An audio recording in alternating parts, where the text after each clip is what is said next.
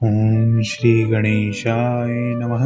राधे राधे। श्री भगवान ने योग माया से यह भी घोषित किया कि उनका पूर्णांश अनंत या शेष देवकी के गर्भ में स्थित है। रोहिणी के गर्भ में बलपूर्वक ले जाए जाने के कारण वे संकर्षण कहलाएंगे और वे समस्त देवी शक्ति या बल से स्रोत होंगे, जिसके द्वारा लोग जीवन का सर्वोच्च आनंद, जिसे रमण कहते हैं, प्राप्त कर सकेंगे। अतः पूर्णांश अनंत अपने अवतार के पश्चात संकर्षण या बलराम नाम से प्रसिद्ध होंगे। उपनिषदों का कथन है, नायमात्म बल हीनेन लभे। तात्पर्य यह है कि कोई परमेश्वर या किसी प्रकार के आत्म साक्षात्कार के परम स्तर को तब तक प्राप्त नहीं कर सकता जब तक बलराम की पर्याप्त कृपा न हो। बल का अर्थ शारीरिक शक्ति नहीं है, न ही शारीरिक शक्ति से किसी को आध्यात्मिक सिद्धि मिल सकती है। उसमें आध्यात्मिक शक्ति होनी चाहिए जो बलराम या संकर्षण द्वारा प्रदत्त की जाती है। अनंत या शेष उस शक्ति का स्रोत है जो समस्त लोगों को उनकी विविध स्थितियों में बनाए रखती है। भौतिक रूप से धारण करने की यह शक्ति गुरुत्वाकर्षण कहलाती है, किंतु वास्तव में यह संकर्षण शक्ति का ही प्रदर्शन है।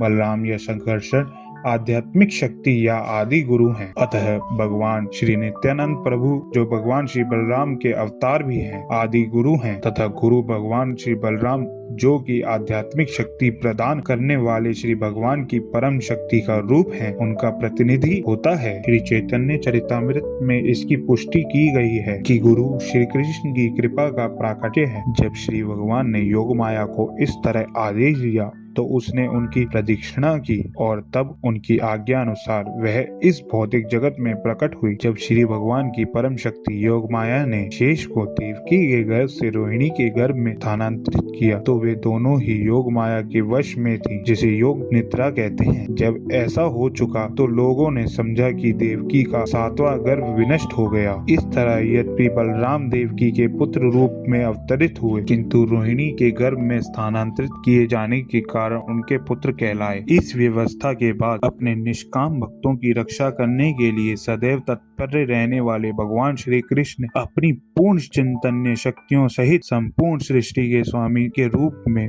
वासुदेव के मन में प्रवेश किया। इस प्रसंग में यह ज्ञातव्य हो कि भगवान श्री कृष्ण पहले वासुदेव के निष्काम हृदय में प्रविष्ट हुए और तत्पश्चात देवकी के हृदय में स्थानांतरित हुए। वे देवकी के गर्भ में वीर्य द्वारा स्थापित नहीं हुए थे। श्री भगवान अपनी अचिंतन्य शक्ति से किसी रूप में प्रकट हो सकते हैं। उनके लिए यह अनिवार्य नहीं है कि वे स्त्री के गर्भ में वीर्य श्रेपण की सामान्य विधि द्वारा प्रकट हों। जब वासुदेव श्री भगवान को अपने हृदय में धारण किए हुए थे तो वे उस दीप्यमान सूर्य की भांति लग रहे थे, जिसकी प्रखर किरणें सदा असहनीय होती हैं और सामान्य जनों को झुलसाने वाली होती हैं। वासुदेव के शुद्ध निष्काम हृदय में स्थित श्री भगवान का रूप श्री कृष्ण के आदि रूप से भिन्न नहीं है। कहीं भी और विशेष रूप से हृदय के भीतर श्री कृष्ण के रूप का उदय धाम कहलाता है। धाम से श्री कृष्ण के केवल रूप का नहीं अपितु उनके नाम, गुण तथा साज समान का भी बोध होता है। यह सब एक साथ प्रकट होता है। इस प्रकार श्री भगवान का शाश्वत रूप अपनी पूर्ण शक्तियों समेत वासुदेव के मन से देवकी के मन में उसी तरह स्थानांतरित हुए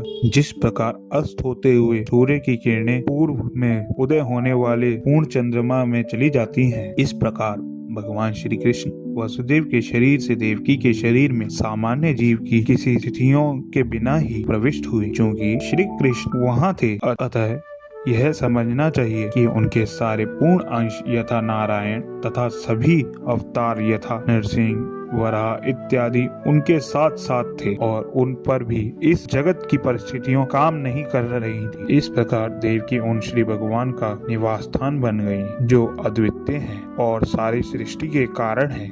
यद्यपि देवकी परम सत्य का निवास स्थान बन गई हैं, किंतु कंस के घर के भीतर रहने के कारण वे शमित अग्नि या दुर्वृत्त विद्या की भांति दिखाई पड़ती थी। जब अग्नि किसी पात्र में रखी जाती है या किसी घड़े में रखी जाती है तो अग्नि की प्रकाशमान किरणें नहीं दिखती, इसी प्रकार से वह दुरुपयुक्त ज्ञान जिससे सामान्य जनता को लाभ नहीं पहुंचता, प्रशंसित नहीं होता, इसी प्रकार देवकी कंस के महल के कारागार की दीवारों के भीतर रखी गई थी, जिससे कोई भी उनके उस दिव्य सौंदर्य को देख नहीं सकता जो उनके घर में श्री भगवान के आने से उत्पन्न हुआ। प्रेम से बोलिए राधे राधे और देखिए क्या जादू होता है, आपका दिल खुशी से भर जाएगा।